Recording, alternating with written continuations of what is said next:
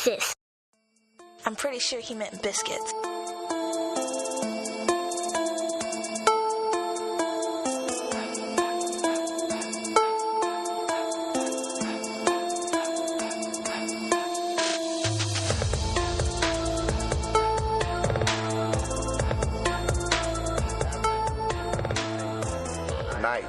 Whenever you listen to this podcast, as usual, it's us with the biscuits and the gravy. Today, we're going to be doing something different. I'm excited, as with all shows. I appreciate everybody who tuned in and check us out. Don't forget to subscribe, like the page on all of your outlets. Please support it. We're going to do some big things. You know who I am. We got a special guest today. But before we introduce her, here is my counterpart, one Chase Davis. Hi. We do appreciate everybody, man. Everybody who's subscribing to the show, listening to the show, supporting us in any way, any advice, anything that you can give us intellectually, any way, we appreciate it. But we do request that you like the page so we got access to you and all your friends about everything Biscuits and Gravy. I think people don't understand how that works sometimes. Like when you like the page, and if I, advertise or boost a post, I can have it boost to not only you, but everybody you're a friend to. So if you want to support the show, like the page, especially on Facebook. There is a new link on our page that gives you access to everywhere you can follow us. Everywhere the show comes out. The show comes out on Apple Music, iTunes, the Google Play Store, Stitcher, iHeartRadio, TuneIn Radio, everywhere. It's everywhere. It's literally Chase. Everywhere. YouTube, you follow us on Twitter, everywhere. Everywhere. Our last, I wish I could see this. We're going to do some of these live because our special guest can't control herself. The special guest is acting up. Our last two episodes were pretty intensive. Something that was very important to us, very near and dear to our hearts. We hope you got a lot out of it as far as how we feel and what we think. And like we said, we want to keep that dialogue going. We're not above having our minds changed. Or to come to common ground to kind of rid ourselves or rid our culture and our atmosphere, the place we live, the environment for our children of some of those injustices. However, today is going to be a little bit different. And I'm going to let you go ahead and introduce our special guest because she's kind of special to you. She means a lot to me. So our special guest who reluctantly came on the show. Reluctantly. I talk about almost every episode. She's truly my best friend, my better half. She's my wife, Miss Shanah Roberts. Introduce yourself, baby girl. And here she go. Hey, Biscuits and Gravy fans, listeners. And don't be acting up, Sean. You already just started. I'm trying not to. But I'm happy to be here and talk about some interesting things today. So I was thinking of a title of the show, and I was thinking we can call it "This Is Us." I'm with So you. we're going to So it shall be. There it is. So basically, we're gonna be talking about our relationship, man. You guys met me, so here's the better half of me, and Chase gonna start with a couple questions, and hopefully you can get to know a couple things about me you didn't know, some things about my wife, and maybe we can get you some advice for all those who are looking for what they call it, relationship goals. Not that we're a goal you want to set your own goals, but maybe you can learn from some of our shortcomings and our ups and downs. I will say, good mic, Chase. I do. Yeah, I like that mic. I do have the privilege today of being the interviewer, because if y'all don't know, I ain't married. I do admire y'all's relationship. I think it's very unique, and I'll give my perspective later on in the show. But we'll pop it off. So tell me, in both sides of the story, I want to hear both sides. How did y'all meet each other? You want to go first, baby? You go first. Don't. I want, and Lynn, I need you to be just as ignorant as you would be if she wasn't. Oh, don't you worry. I know how to be. I need one-way Lynn.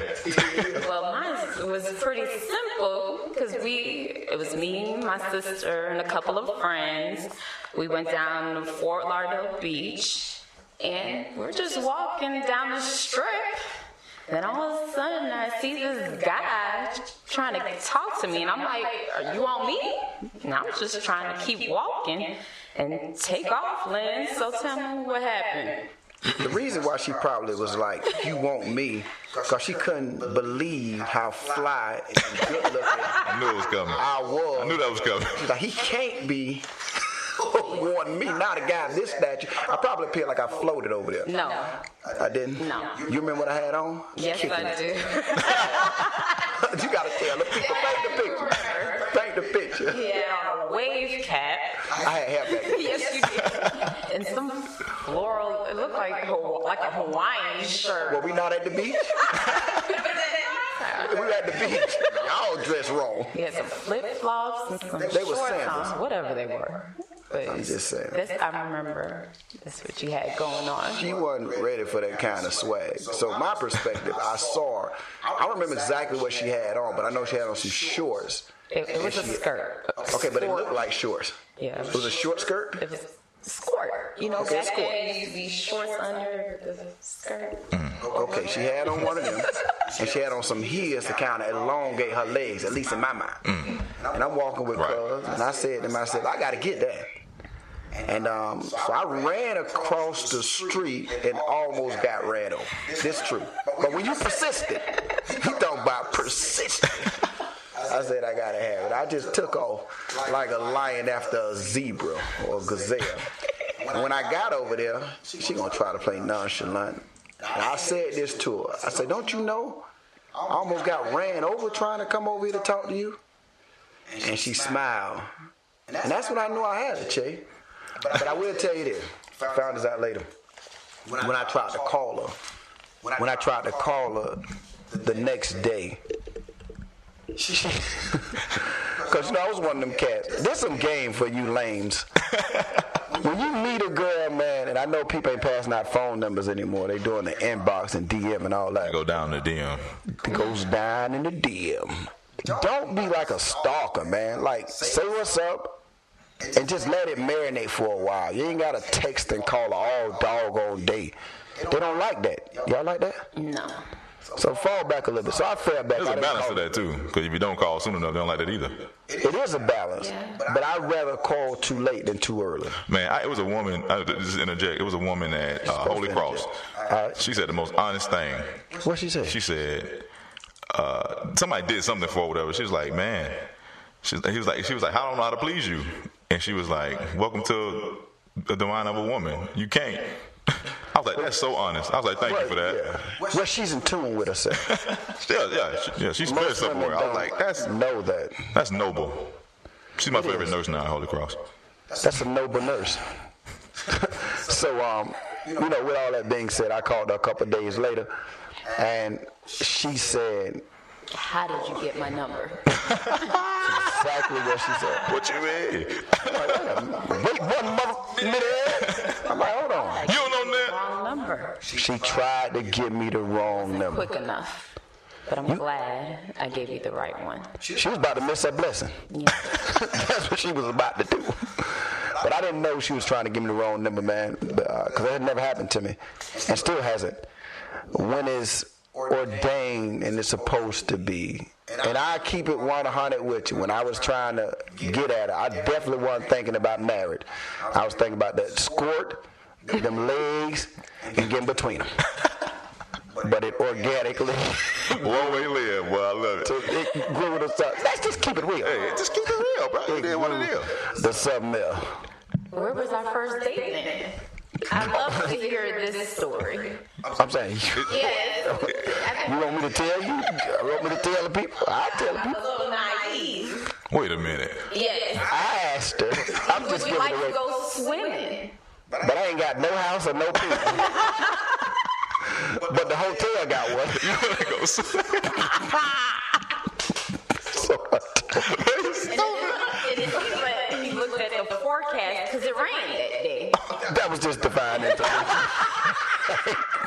Ain't no meteorologist or anything. But the hotel got one. I'm just saying. I ain't want to put the business out there, but wanna that go was our swimming? first date. That was our first date. Oh my God. That's brilliant, though. Y'all can use it. That was crazy. You want to go swimming? I mean... So y'all ain't go swimming? No. The weather was bad, Che. It started to rain. Yeah. So y'all had to stay indoors? Yeah. This is my fault for bringing it up. You brought it. I mean, people got wet, but it wasn't from the pool. Wait a minute. You read the back of my shirt, right? No, I ain't reading You read the shirt? I'll read it later. Oh, I did. You read it? No.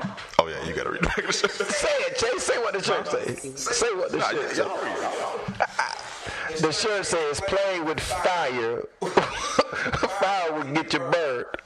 Playing with a firefighter will get you wet. The truth will make you free. Hey, shout out to my best friend and his wife, man. His wife, Rose. They made the shirt. Yeah, Rose, that's a nice shirt. Right. Can I have one? Hey, we're going to put it in production, Rose. We're going to put That's your rotation. nice. You sell out of these. But is she lying? Nah, she ain't lying. You better ask somebody. She ain't lying. It is what it is. Is he lying, I Shanah? can't help it. That's that Che. Can mean a bunch of things, huh? Yeah, it can. Okay. It means I agree, but I don't want to say it. I'm Okay. just saying. All So that's how we met. All right. In terms of your relationship and your marriage and how everything has built into such a prosperous, you know what I'm saying, relationship, you guys have developed and grown a lot, and you now have a lot that you have to manage. One thing in particular that I want to shout out is Mind, Body, and Soul Institute. Thank you, man. It ain't no church. This ain't no church. Don't call it. You call the church out. Bust it to the white meat. It's an institution. You got to show up one day this Sunday. NBSI. It's going to be all over business and gravy. It is one and the same. Yes, sir. For sure. So how do y'all manage everything? Manage your relationship, manage everything that you've gained, everything that you have? Let's start with you. Still learning because it's all new to us right now. So balancing our home, our relationship, and the church. I think I'm starting to learn how to balance it. I'm still trying to figure it out, actually. I think for me, man, even the fact that we got 4 kids, we got different personalities, we have a ministry, have jobs, you know, being a husband, being her being my wife, you must understand the way I balance, and I'm learning it too, is I develop a routine. I'm very systematic in what I do. My wife can attest to this. I get up in the morning. I spend my alone time with Christ. I typically go to the gym. I come back home, and then I start to tackle the day. I start my day real early. In the midst of it, I get a lot of phone calls and a lot of things, a lot of people. Being a pastor of this institution, you have to counsel and talk to a lot of people. But I manage it, I think, one, by the Spirit of God and balance. And I know where my main priorities are. My first ministry is my family. And I'm very clear about it. You know, my wife is not very vocal, but I know when something's not right with her. I've learned her different body languages. I pay attention. I understand when I'm going too much, or I'm doing too much, or I'm neglecting her. You know what I mean? And that's why I told her after today, we're not doing anything else. There'll be no cooking. We'll order out. We're just going to relax and enjoy one another. We don't have time for that a lot of times because of our schedules. So I try to fill her out. And I also thank God for her patience and tolerance with me. You know what I mean? That's huge. So as we're learning through this, I do not forget where my first ministry starts. And that starts at home. And I will not neglect that for even Mind, Body, and Soul institution, even though it's near and dear to me, and God is blessing it and purposed me for that. I would even be out of the will of God if I neglected my first ministry to go out and minister to somebody else. So I keep that mindset. And even when I work too much and not get it, my wife tells me something, or my kids, Daddy, like you've been gone a lot. And then I know at that point, okay, everybody else will be neglected. Every phone call will be ignored. The phone will be put away.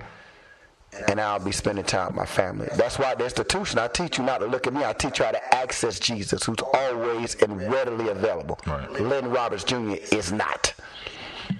That's for sure. Anything you want to interject to that, wife? No.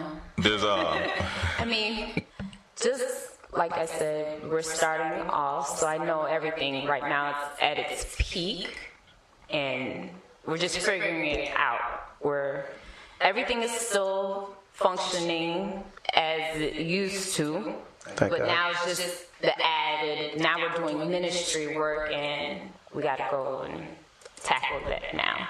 So everything's still in line. I mean, it's huge though. It's very huge. The minister is going to be, but when you got a support system though. Yes. When you have a wife who, and also I'm willing to listen and meet her needs when she tells me. And for years, let me be clear, I want to be as transparent as possible. Man, I was not always like this. I say it often, and I'm honest. I would have. I wasn't like this neither. I sympathize with that. Yeah, because I would have divorced myself. I would have divorced myself. We've been married almost 12 years together, almost like 19 years or something. And I thank God for her patience and tolerance. She allows me to be me. And that's why people are surprised. They're like, Lynn act like this around his wife. I act like this all the time. All the time. She didn't try to, change me, or she helped me grow. And she has a wonderful balance of being able to get me to do things without making me feel like she's telling me. It's manipulation, chicks. Yeah, absolutely. She's a psychological mastermind. A silent assassin. Silent assassin. I've seen the bits and pieces of it. You have seen Remember that day? Let's bring it up. That day, and how y'all know each other is it's so intriguing. He literally told me exactly what you were going to do. Just to set the stage, they had an argument about something, and it was an ongoing thing. She was ignoring him. He was mad about it. Actually, he won't admit it, but he kind of hurt about it. He was like, come on, man. She's like, you really gonna ignore me in this situation, even though we're mad at each other? Like, you probably need to answer the phone for me. Because it ain't about your feelings. Get out your feelings. Yeah. But he said exactly what you were gonna do when you came in the house. Walk in the house. She's not gonna say. You go walk in the house or whatever. She ain't gonna act the fool. She gonna speak to you. Everything gonna be pleasant. But she mad as hell. Yeah. And she gonna walk right. It was 100%. You did exactly what he said. And just the atmosphere you came in, the weight in the room, I was like, I gotta go. I gotta get out of here. I don't know what's about to happen, but it ain't gonna be good. And I said the next show we did, I was like, there's something about both of you that nobody else can stand.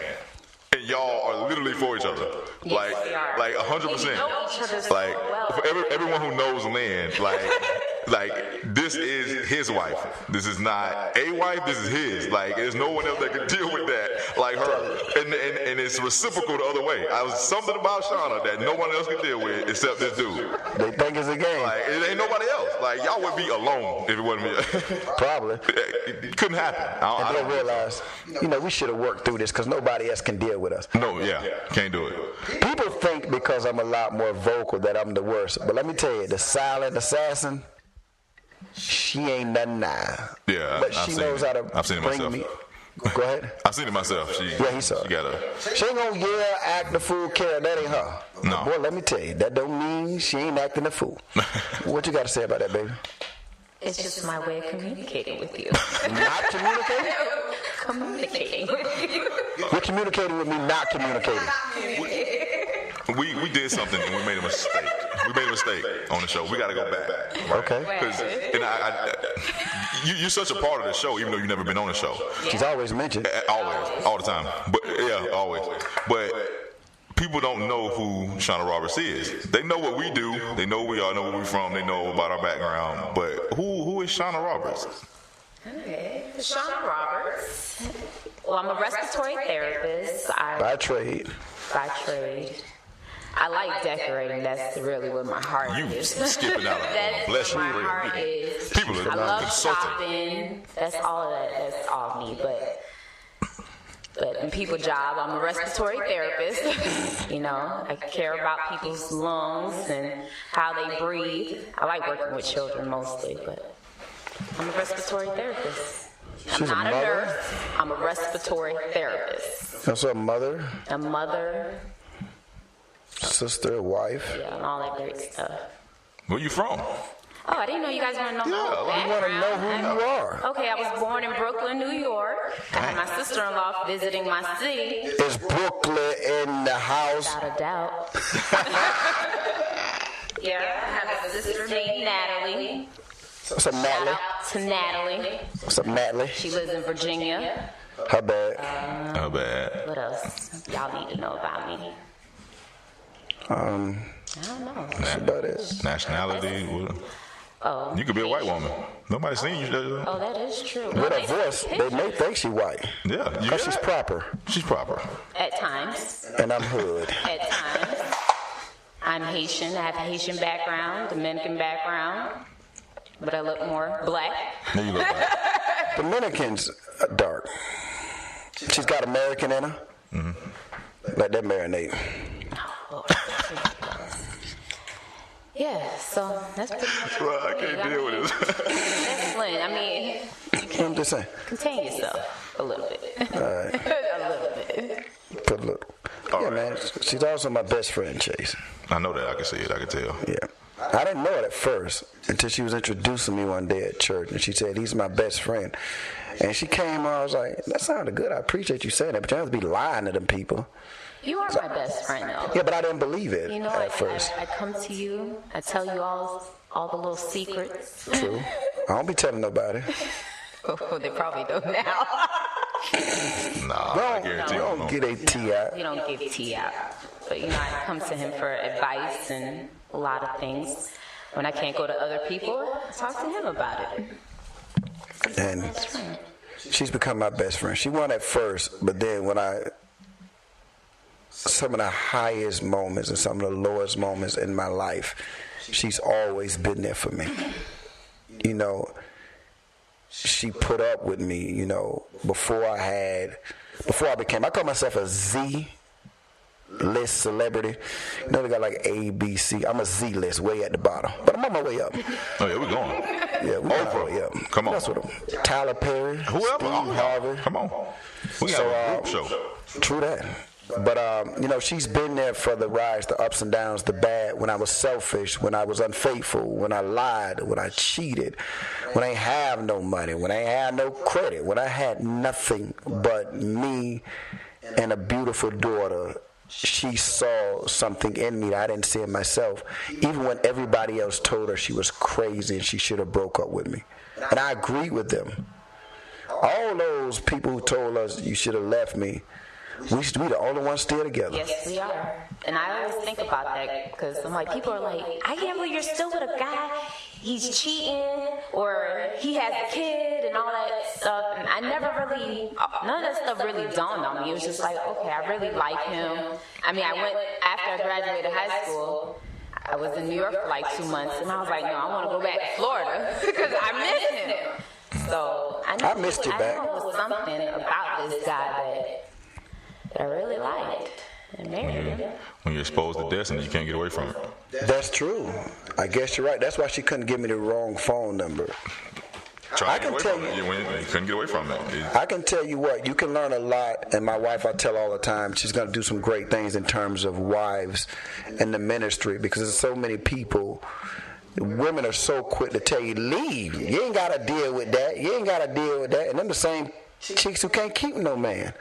I'm not saying that everybody should go through certain things, but I'm saying don't be so quick to give up on what could possibly be your destiny. Sometimes the grass ain't greener on the other side. Ain't that the truth? For real. So, man, I'm glad she stuck it out with me. I appreciate it. Okay. How do you guys respond in conflict? I know, I seen it, but yeah, tell everybody else how y'all respond to conflict. You go first. How I respond to conflict? Usually it's pretty bad with me. I'm trying to get better with. Well, that's one thing I haven't seen. I haven't seen the bad. I kind of heard about it, but he kind of talked about it. That's bad for us. Like for me not to address it head on. Like I'm upset with you because of this. Usually I just stay quiet and I'm like, that's not good. Like I get in my own little bubble. I'm not saying anything. He's like, what's wrong with you? And I'll say nothing. Because you want him to come get you. Out your bubble. I learned that from somebody. I learned that from somebody that's pretty close to me. He said, I always want you to come get me.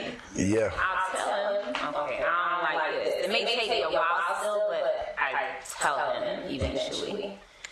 Like, okay, this is bothering me and I don't like it, and I need you to fix it. Hurry up.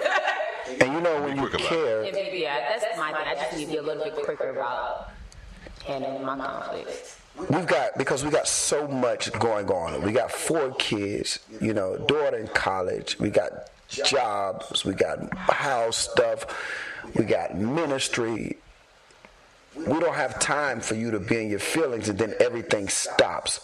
You know, when my wife is not good, she set the whole tone for the whole house. Yeah, that's true. You know what I mean? It's like everybody sees it, and I'm like, I understand your frustration with me is legitimate. It's valid to me. And it may not seem like it's valid to her because I can say I'm sorry fast. And people may think, he can't say it. No, I'm genuine. I understand what you said. I realize your perspective. I'm sorry. But we have to talk about this too. That doesn't stifle what we have to talk about. And not only do I say I'm sorry, I change my behavior. We can't just say we're sorry and continue to do the same thing. That's what an apology is. It's a consistent change of behavior. A sincere one. Yeah, a consistent change of behavior. That's really an apology. It's not. So you're saying it's not predicated on how long you get to that conclusion? Of course not. And so that's what I've learned. When you're in a marriage, and we were kind of ministering counseling to the man at the bank, Joe, unintentionally. Yeah, but when you're in a marriage, you have to get to a point where you're selfless, and I take pride, pleasure, and joy in seeing her happy. I don't need much. My wife know that. I'm not driven by materialistic things. I just try to get some pants from Walmart. Remember that? I said, I'll get me some pants from Walmart. And my wife looked at me and said, what? Look here. What you said? What did I say? You can't get no pants from the Walmart. I'm like, why not? They cheaper. Because I said so. And they just wouldn't fit properly. But just to, you know what I mean, I'm simple, so it doesn't take much to please me. So we handle conflict, man. We just sometimes, Chase, we agree to disagree. And that's all right. It's not in the grand scheme of things. I don't have to agree with everything she says. She doesn't have to agree with everything I say. And we agree to disagree, but we keep the train moving. I came up with this method in my mind, and I told Chase, and I've mentioned it before to several other people, 95% of what my wife wants, we do. Yeah. 95% of this relationship is what she want to do. You want to decorate this, you want to do that. I'm fine with it. Man. It's only the 5% where I may have to intervene when it's serious stuff, and I'm like, no, Shanah, we ain't doing that. Like, that's not happening. And when I make those decisions sometimes, the whole house will be upset with me. But at the end of it, they realize I'm not being emotional. I'm looking at the big picture for the entire family. And I thank God I have a woman who's willing enough to listen to me. And here's another thing we need to bring up. She don't have a problem being submissive to her husband. She's right here. Do you have a problem with it, Shanah? No, I don't. Man, I'm glad you brought that up. Because I mean, it needs to be spoken about. Well, we talked about it, and I learned this over the past year, and the 5% rule, and that'll come up, because I've told many people that about the 5% rule, and I got that from you, and that's coined by Shanah Roberts. I'm going to use it probably in books and all that in the future, but it was because I saw it in myself, and I saw it in other men in relationships. Like, literally, you would pick fights about something that you really could care less about. Like if you want to paint this wall red, I could really care less. But we fighting about the wall being red. For what? I don't care.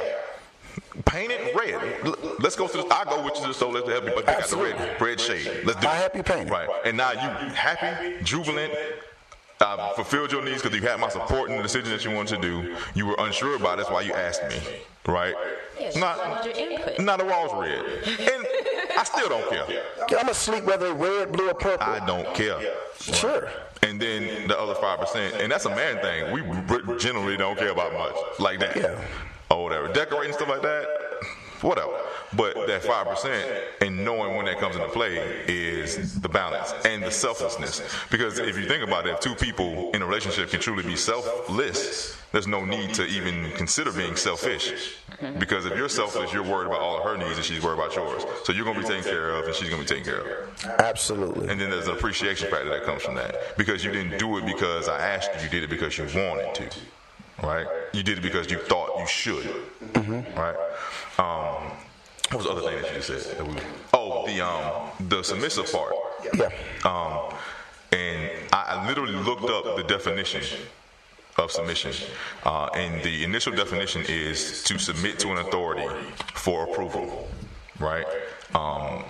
That's not the submission that the Word of God talks about, and that's not the submission that anyone should be talking about when it comes to a relationship between a man and a woman, how a woman should be submissive to a man.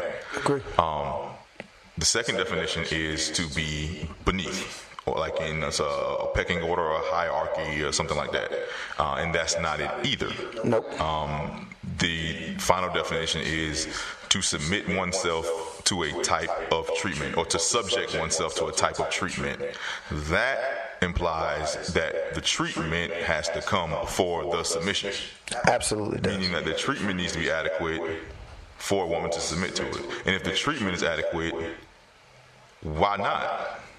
Like, why not be submissive to that? My husband treats me the way I should be treated, the way I want to be treated, and for that, I treat him equally. Exactly. For that, Step on him. If he says something, I'm not going to argue back with him. If that's what he would like me to do, why not just say, okay, baby, I got that. I can handle that. right.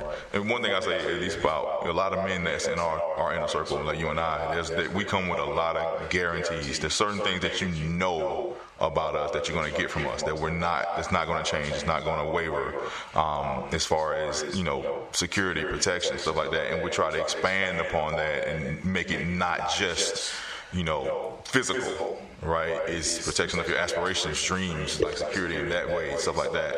And I think that's a testament to us. You said in one show that we are the cream of the crop, and I truly believe that. No, absolutely. Because we're learning from each other. Sure. Right. It sounds arrogant, Chase. Right. It does, but it is statistically proven. Right. You know what I mean? But we wouldn't grow without each other. That's why we are. The cream rises to the top, because I'm learning from him. He's learning things from me. He even liked Bam Bam more because I told him. Like, that's directly an effect of Chase. Correct. I was like, look, man. My dog all day. That's Chase. Chase opened my eyes. Only reason he's not in the show today because he needs a bath. My wife got to have that. Yeah, she put her own dog out. Bam always in here. Yeah, but when Bam need a bath, Bam got to stay confined. Because he's still a dog. But I just want to elaborate a little bit more on something about the submissive part, because I think this is very important. When you are a man, I don't take any pride. Let me tell you, the only reason I'm the head is because we live our lives based on the divinity and the knowledge of Christ. We try to mirror that. I say that in a lot of episodes. Absolutely. And that's the truth. With that being said, me being the head, trust me, it ain't a good place to be in, because if everybody stops working, you know who's not? You know the last person gonna have a new car? That's me. That's part of being a man. You know the last person who gonna eat? That's me. That's part of being a man. You know who's gonna get up and work and when he don't feel like it? That's me. If anybody stops working, that's my wife. Right. I get up and I go.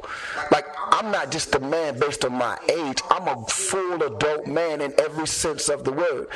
And as a lover of Christ, this is my bride. She's my better half. I will sacrifice myself willingly for her. My life, my time, my funds, I trust in her. And that was earned over years. Me and my wife share an account. This woman makes very good money, and she's willing to give all of it to me to handle it. And she takes a certain amount. Like, she doesn't have to do that. She's being submissive not because she's not educated. She's educated. She's got a career. She's got a degree. She's got a job, makes a good living. She's a very beautiful woman. She believes in this based on my consistency. And so, just for the record, a woman don't have to be submissive to no man who ain't being no man. No. Like, it's as simple as that. Like, it's very difficult for them. The treatment's not adequate. If the treatment is not, they're not. Every woman, I believe this wholeheartedly, wants to be led. Every single one. It's who they're going to follow. That's how I feel, and I feel that way based on biblical scriptures and principle. You can debate that with me, but take it up with God. What's your input on just any advice to any woman who's battling these different things, and look at submissiveness as a negative connotation, and not to mention people taking advantage of the word. A lot of weak little boys have, and nobody trying to follow that. Right. What's your perspective? I totally agree. If a guy is not holding his end of the bargain, as a man, no, why should I be really submissive to you? Because you're not holding it down, holding a household down. You're not doing what you're supposed to do. Yeah, I don't agree to being submissive to that. But if your man is working, busting his behind, and he's asking for simple tasks, yes. That takes your pride out. I've learned how to build so many things. It always goes to me. I always think of it as biblical too, as being obedient. Like if I'm not being obedient kind of to my husband, I feel like I'm disrespecting God also, because God put him as the head of the household, and for me to be submissive to my husband, ultimately I have to be submissive to him to be obedient to God. So it all falls into place. And her role is so important. It's not diminished. This woman, I was talking about how I couldn't build anything, and I tell a story. The very first cut I made with trying to build, I cut the cord on the saw. They laughed at me, and I was not happy. That shows how much I know what the world I was doing, Chase. But Chase has been to the house quite often, and I've built so many things in this house. We've done so many projects. We just did the bathroom everything, and it's simply because her not just, it's not like she laughed at me and stayed there. Next time I got so frustrated, I build you up. I didn't tear you down. She builds me up. I say, Dave, you can do it. Even though you cut the cord, you can do it again. I mean, you can not cut the cord again, but you can make this cut. I believe in you. And that gives me wings to soar. I'm like, you think I get gas up? You doggone right I can do it. And then we accomplish this goal. Then I was able to do this. The role of a woman as being not just a helpmate and being submissive, just being positive. And she is huge. You can either tear your man down with your complaints, or you can build him up and make him believe he can be the best thing, the best portion of him. Then he in turn can be best for you. Every man wants to have that to be solidified by their wives. Like, she's happy with what I'm doing. Mm-hmm. And every real man wants that, but not from tearing them down, building them up. That acknowledgement. Sure. And to be thought of, if we're built in the likeness and image of God, we like to be held in high regard, especially by the woman that we give our all to. Like, nothing feels like that, right? If you're questioning about a decision we made, and all your answer has to be to anyone else is, because my husband says so. Period. And leave it alone and walk away from it. I'm telling you, like, the feeling that a man has is like unbelievable. It's like indescribable. Like, because I knew you trusted me. I know you trust me. I know you believe in me. I know you believe in the vision for the family. But like, when you put it on somebody else with that kind of like arrogance and confidence, it just exponentially elevates my feelings about whatever we're doing in our relationship, like tenfold, right? Like, that's the point where, like, whatever you want, we'll do it. Let's do it. If some woman can't even take your husband, because your husband said it, that's why you're doing it? Oh, no. I'm not listening to no man. Exactly. And when you say period, it's like, okay. Well, he's your husband. If he's doing everything that he's supposed to be doing, you should listen to him. Like, what's the deal? It's a pride thing and a lot of false narrative. Marriage can be a beautiful thing, man. This doesn't feel like a marriage. You know what I mean? This is my wife. People are shocked. I've been married that long. I genuinely care and like her, but it came with us. It's a selflessness that we're both giving. And like when I was like, Shanah, it bothers me when you're upset you don't talk. She's willing to work on it. And when she starts improving, I acknowledge it, baby. I appreciate you not being mad so long. Or I appreciate you did this. Or I'll tell her, and I'm the opposite. I'm very vocal. When I don't like something, I tell her directly. Right, immediately. It don't even take long. I tell her quick, I don't like when you did that. I don't want you to do that anymore. You know what I mean? I didn't like the way that made me feel. And she has to care enough about me to care about how I feel, even over how she feels. It's selflessness. And even I do the same for her. Like, it's my pleasure to send her flowers for nothing. It's my pleasure to get. Sometimes I look at it and be like, God, dog, I spent thousands on this woman. Because I don't do for myself, I don't think about it, but it's my pleasure. When I'm being pulled in all the different directions, when I got to do ministry, when I got to do teaching, when I got to do this and I got to do that, she is my rest. When I come home, she is my rest. Right. She is the strength that a man needs when he comes home. And she is that to me, and I'm grateful for her. 100. Our final question, and this is for each of you. What do you, if you could narrow it down to a few things, what do you love most about each other? Oh, Shanah knows what I told her I love the most about her. I love her faithfulness to me. She's committed to me. She believes in me when I don't believe in myself. I don't have to ask her that she loves me. I know it. She has my back when everybody else may think that I'm crazy, I'm insane. Her faithfulness to me, she believes in me. And I'm going to end it with this testimony. My wife, we went through a miscarriage, and it really hurt my wife bad. And she had to go through a DNC. It was terrible, man. I didn't realize how effective that is to women, because I'm not one, until I saw her going through it. And so we were going to get pregnant this time again shortly thereafter. This is the first time we actually planned the kid, right? Yeah, Mike was the only planned child. Yeah, the other ones, you know, some was out of wedlock, some was out. I just keep it real. But we planned this child.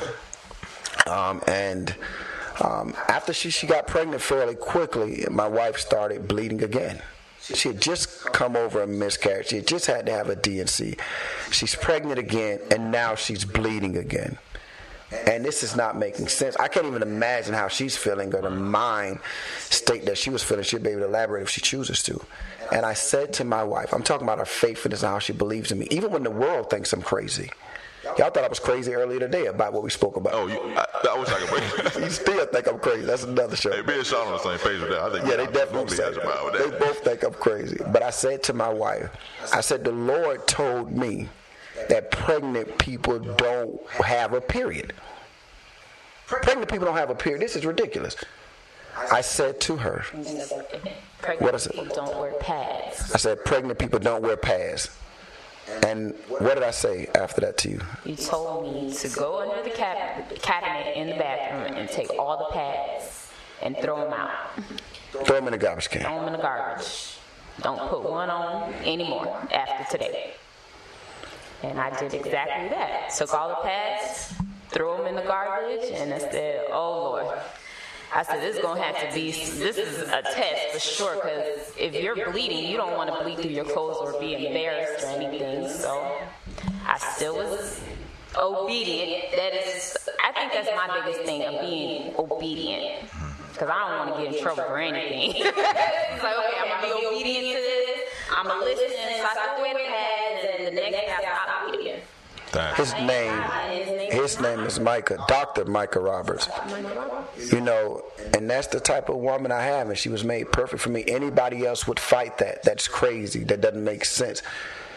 And I want to say this, because I've been really dealing with this in our ministry. God is outside of the realm of knowledge, common sense, physics. He's outside the realm of it. No, it does not make sense. But when you try to figure out Christ in the ways that you've already lost, his ways are so beyond us. It's about obedience. And I can go on and on about some of the things that happened to us, but that's particularly, and his name is Dr. Micah Roberts. And the Lord told me, she believed it. We stepped that on it, and she stopped bleeding. Hadn't bled since. Mind blowing. It is. That's the truth. Mind blowing. It's also a testament again to a relationship, because when he said it, even though on the surface and because of your faith, to the common person, that don't make sense. Does not. Right. That makes sense to us. Even taking on the risk of bleeding through your clothes, it doesn't make sense to me. Even attempt to do this. And then, but if you'd have never done it, right? Something tells me that you wouldn't have stopped it. No, right? I don't believe she would have. Right. Something. That was for the glory of God. Absolutely. There's certain things that happen over there that cannot just be by chance. You telling me that this stopped the day after you threw everything away and was not prepared for any of this anymore the day after it just happened? Like, I know the doctor who made the doctor who made the doctor who made the doctor. Right. What's your I guess I love about this man, he's very supportive. I know everything that I've always wanted to do, he'll push me, support me. It's like, you can do it, even when I think I can't do it. So he's really good at that. He always speaks positive. Even if I don't like something, he tries to fix it. When I think I'm not something, he tells me different.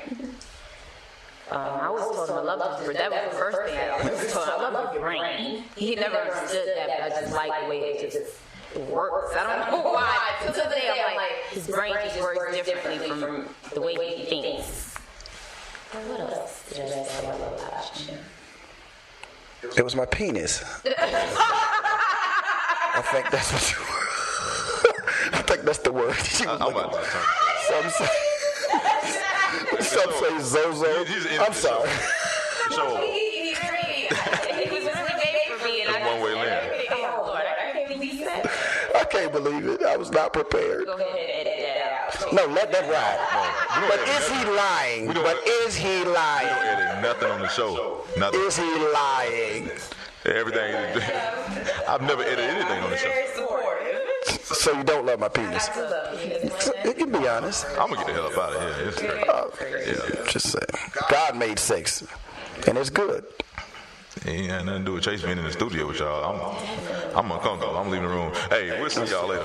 But nah, that's gonna wrap up our show for the day. And that was a crazy point to end it on. And I'm pretty sure y'all get a laugh on that. I'm gonna actually put in the comments, listen to the end. You gotta listen to the end of this show. You have to. It wasn't planned. If you wanna laugh, listen to the end of this show. I think we got a lot of stuff coming up. Some things we had to change because the ministry kind of popped up and kind of growing expeditiously. Things happen really fast.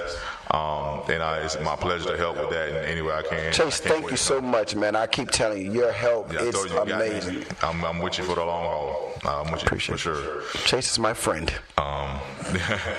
And there's a couple shows that are going to be coming up that's going to be very intuitive about some things that we've visited in the past with some special guests coming on. One is going to be pretty funny that's coming up. The one that we had to reschedule. I'm not going to let y'all in on what that's going to be, but it's going to be pretty funny, pretty interesting. A little more lighthearted. Anything I want to say before we finish?